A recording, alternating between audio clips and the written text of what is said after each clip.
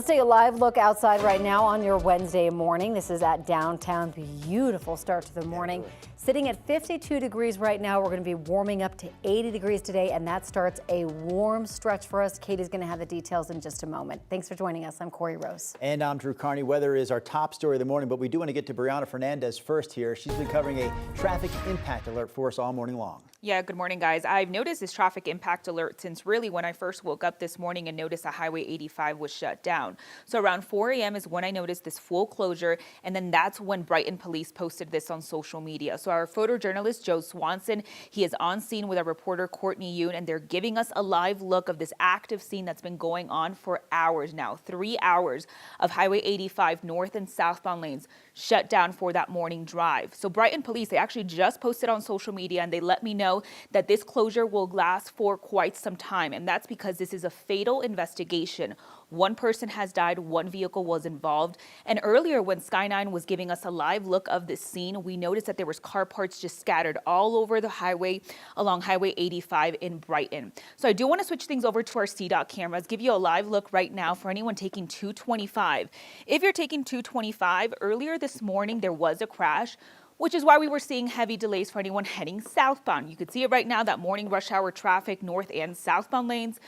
Right now is just going to be very busy. So switching things over to our main maps, I can show you where this fatal crash investigation is happening in Brighton right now. So again, Highway 85, it's just those north and southbound lanes that are shut down. East and westbound lanes, we were seeing traffic move through that area. A good alternate route, it's either take those back roads or I-76. I want to send things over to our Courtney Yoon. She just got on scene with the latest information. Hey, good morning, Courtney.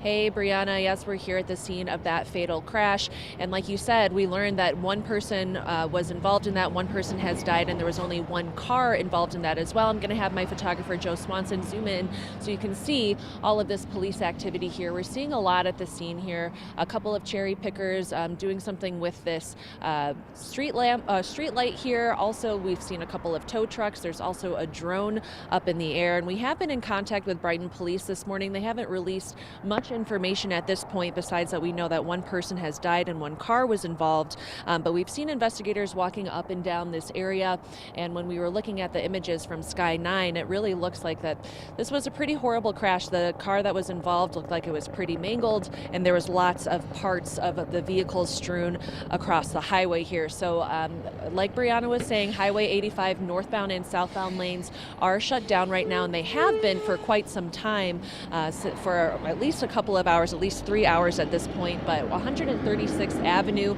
is open and traffic is moving through this area just fine along 136th. But again, Highway 85 is shut down.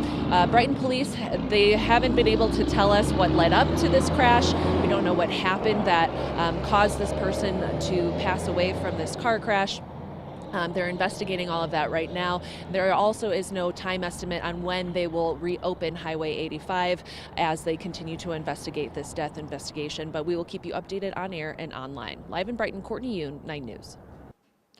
Courtney, thank you for the update. Switching gears and talking about your forecast. Happy Wednesday to you, Colorado. We're waking up to mostly clear to partly cloudy skies and absolutely stunning sunrise this morning over downtown. Dry conditions from the plains to the mountains, and we will stay dry and warm over the next several afternoons. But this morning, majestic. A shot of Long's Peak. Unfortunately, though, watching a lot of our high country, the mountains will continue to see the snow melt, even over higher terrain, and with Colorado's lowest snowpack on record, 57.5% of median as of this March 18th. It's not looking great for a continued ski season. We obviously, of course, are seeing the mountains make the snow in the mornings where we drop down to below freezing, but we will actually see temperatures above freezing for some of our high country towns for lows in the coming days. So a heat wave is upon us. Today, we'll watch the fire danger elevate as winds pick up. This morning, it is very mild out the door. You'll still probably want a sweatshirt, a sweater, a light jacket, with temperatures sitting in the 40s and 50s across the plains upper 30s only in Greeley. And we are in the 20s this morning from Eagle to Aspen, and low 30s near Steamboat Springs, but a very fast warm up ahead on this Wednesday. You can see by 10 a.m. 63 degrees. The winds will be the strongest this afternoon, so after about lunchtime, breezy, 73, but we're talking more patio weather than typically. We see temperatures in the 50s in March, which is cool, but 80 degrees the expected highs. Nearing record values for today through Saturday, but this afternoon the National Weather Service issuing a red flag warning. This will be in place at 11 a.m. lasting until 7 o'clock. Wind gusts upwards of 25, even 40 miles per hour. The strongest winds up near the Wyoming border, northern Colorado, the northeastern plains. So again, if a fire were to spark, it does have the potential to spread rapidly. Please avoid any activity that could spark a fire with dry conditions across the region. We'll talk more about the wind gust forecast today and the big heat building. The highest temperatures expected Friday and Saturday. Details in your 7-day. Katie, thank you. Governor Gov Polus is signaling he will veto an effort by fellow Democrats to force social media companies to quickly work with law enforcement to prevent school shootings. This came about because of a tip sent to the FBI months before the Evergreen High School shooting, which didn't make it to the sheriff's office until after the attack. Lawmakers say faster action could have prevented the September shooting. If passed, the new legislation would require social media companies to comply with search warrants within 24 hours. It also requires companies to report users who post information about imminent and specific threats or criminal behavior in Colorado. 9 News legal analyst Whitney Traylor says the law would be useful if it passes, but would be challenged immediately on several different fronts. How will they expect these social media companies to monitor every post that's threatening imminent specific harm to self or others, someone expressing an intent to commit a crime? That's a difficult task, even to define that from a legal perspective, but then you have the practical application. How will they actually be able to enforce that? Critics, including the governor, worry this bill goes too far and could force social media companies to act like law enforcement. The governor's office says this bill would, quote, negatively impact freedom, innovation, and privacy. Governor Polus does support a different bill requiring social media companies to comply with warrants quickly, but it does not require them to report users to law enforcement for threats. That bill is close to passing, and Polus says he plans to sign it. Developing this morning, Denver police are investigating a shooting off 10th Avenue near 6th and Federal. 2 people we know were taken to the hospital.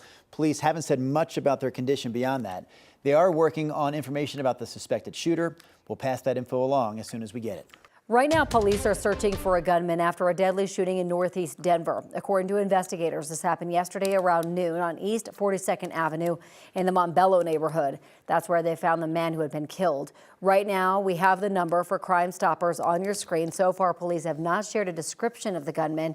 Still, if you know anything, you're asked to give them a call. An accused serial killer has been convicted in the 1996 murder of a woman here in Denver. Police found 35-year-old Terry Turacek dead inside her apartment in October of 1996. This case went cold for years until a DNA hit matched Ricky Dawson. Prosecutors charged him in 2023. Yesterday, a jury found the 65-year-old guilty. There's a look at Terry, and you're about to see Ricky here on your screen. Again, 65 years old, found guilty by the jury just yesterday. Excuse me. Terry's daughter, meanwhile, who was 14 when her mother was killed, says she's grateful for this verdict. She also says she holds no hate in her heart. My heart has laid this to rest many years ago. I have forgiven this man, and I only have space for love in my heart, so. Single now, Dawson faces a mandatory sentence of life in prison without the possibility of parole. He'll be formally sentenced at the end of next month. He already did plead guilty to murder in Florida and has been linked to other murder investigations in Washington and California. The case against a man suspected of shooting at people at Wash Park last year faced another delay. Denver police say 29-year-old Ryan Eggleston got in an argument with an older man who asked to sit next to him on a bench.